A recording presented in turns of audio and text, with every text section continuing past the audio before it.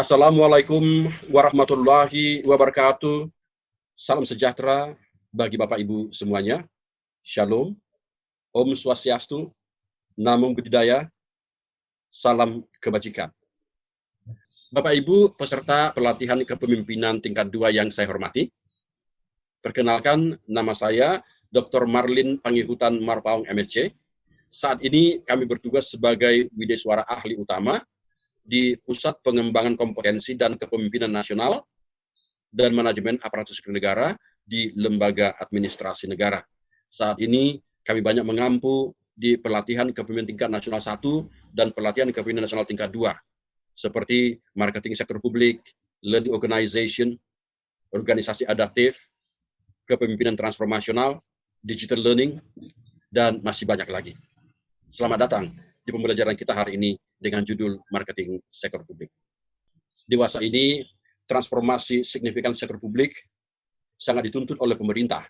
Bagaimana mendekatkan pemerintah kepada stakeholders-nya, pemerintah kepada masyarakat, melalui program-program kebijakan, kemudian melalui terobosan-terobosan. Marketing sektor publik di pelatihan kepemimpinan nasional tingkat 2 terfokus kepada beberapa hal. Yang pertama, membekali peserta dengan beberapa strategi-strategi unggul mengembangkan marketing sektor publik di instansi pemerintah. Yang kedua, ini juga kita memberikan pengembangan wawasan kepada peserta melalui best practices, contoh-contoh di pemerintah publik, contoh-contoh di swasta, bagaimana mengelola marketing sektor publik. Yang ketiga, dalam mata pelatihan ini juga peserta dibekali dengan berbagai tools, alat-alat, yang dalam hal ini yang paling up to date kita gunakan di sini adalah marketing mix 4P1C atau marketing mix 7P. Dua ini dibahas secara tuntas dalam marketing sektor publik. Dua hal lagi yang kita bahas adalah bagaimana membangun branding lembaga, branding institusi, supaya publik mengenal lembaga kita. Dan yang terakhir adalah bagaimana mengelola social marketing, yang di dalamnya juga ada membangun pemahaman masyarakat terkait dengan peran serta dari lembaga kita di lingkungan instansi publik atau lingkungan masyarakat. Kalau kita bicara social marketing, ini menyangkut dunia masyarakat, dunia halayak ramai. Jadi kalau kita bicara bagaimana mengelola social marketing, sebenarnya bagaimana mengelola tata kehidupan sesuai dengan rambu-rambu kebijakan yang ditetapkan, nilai-nilai norma, itu yang kita kembangkan. Tentu tidak semua nilai norma masyarakat kita kembangkan dalam social marketing. Tentu social marketing di dalam konteks marketing ini menekankan apa saja peran pemerintah di dalam mengembangkan, membangun social marketing. Contohnya, membangun nilai, mengembangkan kepatuhan akan standar hukum. Itu bagian dari social marketing yang kita kembangkan. Kalau kita bicara pemerintah, tentu kita bicara ada struktur kebijakannya. Bapak Ibu sebagai peserta pelatihan kepemimpinan tingkat 2, yang dalam hal ini kalau kita bicara Undang-Undang 5 2014, Anda termasuk kelompok jabatan pimpinan tinggi, yang dalam hal ini Pratama. Kendala-kendala yang banyak kita hadapi di masyarakat sekarang adalah pola mindset, pola komunikasi, dan masih adanya budaya birokrasi yang kental di tengah-tengah kita.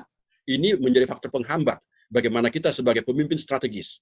Oleh karena itu, Bapak Ibu sebagai peserta PKN 2, jangan takut melakukan terobosan. Melalui terobosan-terobosan itu nanti, penghambat-penghambat di marketing sektor publik yang selama ini terkesan kaku, formal, mahal, tidak bisa digunakan, itu bisa kita terobos. Jadi dengan adanya proyek perubahan ini, memasarkan proyek perubahan ini kepada stakeholders kita, itu menjadi langkah awal dalam membangun komunikasi marketing sektor publik pada masyarakat. Kalau kita bicara sektor publik, sebagai contoh saja di DKI, yang sekarang menjadi kepala protokol kepresidenan, dia itu melakukan terobosan-terobosan penting. Dalam hal ini bagaimana membangun pola pikir masyarakat, ketergantungan pada pemerintah gitu. Dia membangun bagaimana kelurahan, kecamatan, itu sistem itu membangun sistem akuntabilitas dan sangat berhasil. Dan ini menjadi model di DKI dan bahkan di Jawa Barat, menjadi percontohan. Ini contoh-contoh saya kira yang best practice yang bagus, yang bisa direplikasi di tempat-tempat yang lainnya. Pulau Jawa sebagai contoh, di Jawa Tengah, di Jawa Timur, itu banyak kasus-kasus bagaimana memasarkan program pemerintah kepada kelurahan-kelurahan untuk menumbuh kembangkan inovasi. Karena salah satu di proyek perubahan itu isinya adalah bagaimana merubah kondisi sekarang ke kondisi ideal melalui terobosan inovasi. Nah, di terobosan inovasi inilah peran marketing sektor publik. Bagaimana memasarkan inovasi-inovasi ini kepada sektor publik. Dalam hal ini stakeholders-nya. Apakah dia tokoh masyarakat, apakah dia tokoh agama, apakah swasta, dan sebagainya. Nah, hal yang berhasil contohnya di Bantul, itu bagaimana proyek perubahan itu mengubah atau memotivasi masyarakat untuk bertanam. Yang tadinya di Bantul itu daerah tandus, menjadi satu kecamatan, satu kelurahan yang penghasil lele, penghasil sayur-sayuran, itu sangat-sangat bagus. Di Kota Pontianak sebagai contoh, dulunya memang kita tahu Kota Pontianak itu dengan gesiknya gubernurnya, di situ bagaimana peran Satpol PP dalam menertibkan. Jadi kalau di Pontianak itu, setiap pagi dan setiap sore itu, pedagang-pedagang di kaki lima itu banyak sekali. Tapi dengan adanya proyek perubahan itu, mereka ditata. Di jam-jam tertentu, sampahnya dikelola, bagaimana penataannya. Jadi peran Satpol PP di Kota Pontianak itu sangat-sangat bagus.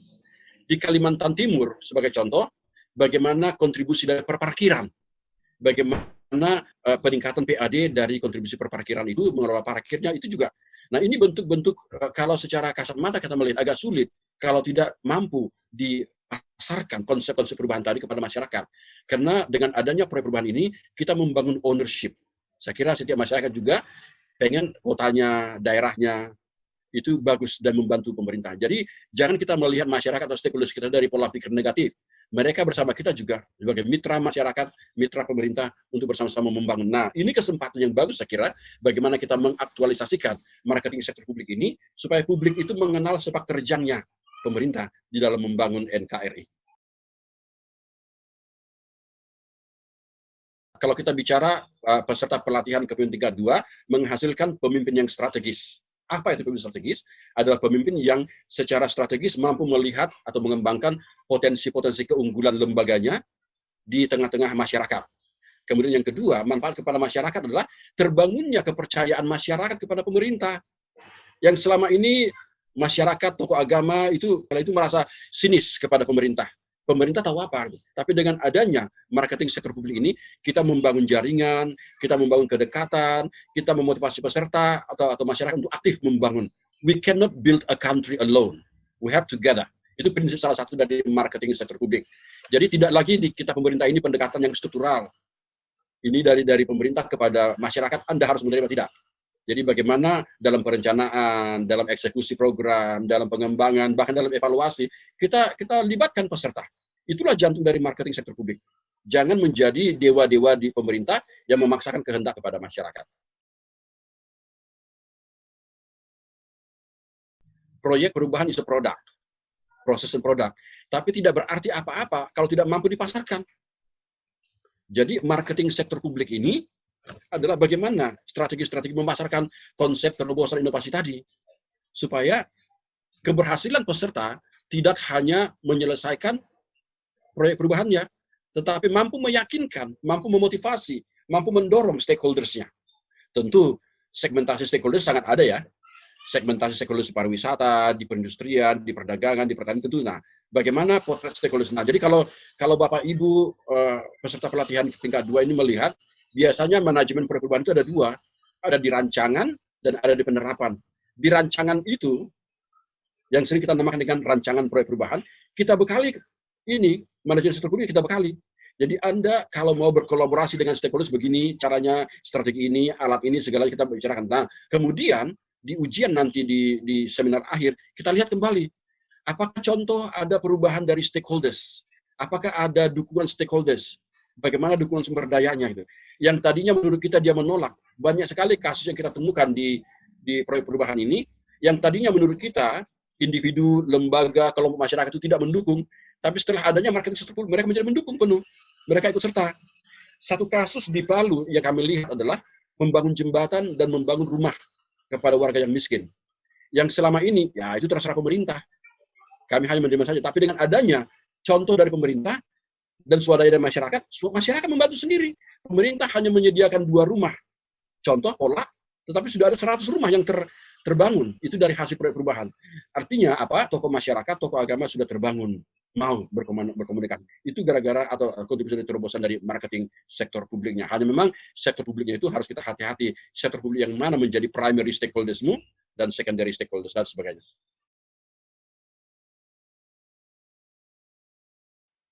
Karena dalam pemerintahan juga pasti ada kompetisi. Kompetisi secara institusi, kompetisi secara jabatan, bahkan kompetisi secara individu. Kalau kita katakan tidak ada kompetisi, itu business as usual. Kita kembali kepada comfort zone. Dalam era sekarang adalah era ketidakpastian, era ambiguity. Bagaimana kita mampu. Jadi kalau kita bicara satu lembaga sebagai contoh, jangan pastikan hanya lembaga Anda yang bertanggung jawab tentang itu. Pasti ada lembaga lain juga yang terkait. Oleh karena itu, mengapa penting? Ini ada dua hal yang saya melihat. Pertama adalah menumbuh kembangkan eksistensi satu lembaga itu sesuai dengan keberadaan atau tujuan institusi dari lembaga itu.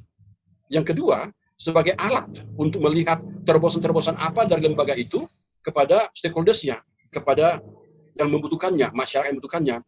Jadi tidak pas kalau kita katakan sektor publik tidak ada kompetisi, harus ada kompetisi. Namun, bagaimana mengelola kompetisi itu? Tentu kompetisi yang sehat, tumbuh kembang. Kita lihat di pemerintahan, ada kementerian yang digabung, dipisah, digabung, dipisah, dihilangkan LPNK. Itu mengapa? Karena mungkin dia tidak mampu bersaing dalam sektor publiknya. Gitu. Jadi pastikan kita sektor publik ini berkompetisi secara positif sesuai dengan tusi dari kita masing-masing. Kalau kita lihat ASN kita, PNS kita, dengan 5 tahun terakhir ini adalah ASN milenial yang dominan berbasis teknologi. Ini tantangan. Jadi bagaimana kebutuhan pola marketing sektor publik dari pimpinan yang tidak selaras dengan pola marketing sektor publik dari bawahan gitu. Oleh karena itu, pimpinan bisa mengalah, bawahan bisa belajar. Jadi perlu dipetakan bagaimana pola marketing sektor publik satu lembaga itu, kemudian ditentukan bagaimana mekanismenya, pelaksanaannya. Oleh karena itu, marketing sektor publik itu sangat esensial saya kira. Jadi tantangan-tantangan tadi itu tantangan-tantangan psikologis, tantangan-tantangan pola pikir, itu akan kita bisa atasi kalau benar-benar kita melakukan terobosan dalam marketing sektor publik. Kami sangat menyarankan ada 4 pertanyaan yang sering kami berikan kepada peserta terkait dengan mata pelatihan marketing sektor publik. Setelah Anda mempelajari dari ASN unggul tadi, dari referensi, dari paparan, apa esensi marketing sektor publik yang Anda dapatkan? Yang kedua, bagaimana komentar tanggapan Anda terkait dengan substansi tersebut? Jadi kita memotivasi dia untuk berkreasi, kesesuaian, ketidaksesuaian kepada dunia kerja dia atau kepada perubahan dia. Pertanyaan ketiga, lesson learn apa yang Anda dapatkan dari mata pelatihan marketing sektor publik untuk meningkatkan kepemimpinan strategis Anda? Dan yang super terakhir adalah bagaimana menerapkan esensi dari marketing sektor publik dalam proyek perubahan Anda dan dalam lingkup instansi Anda. Karena harapan kita, esensi dari marketing sektor publik ini tidak hanya untuk tujuan kebutuhan dari penyelesaian perubahan, tetapi juga dapat diterapkan di dunia kerja peserta masing-masing. ASN unggul, top marotot.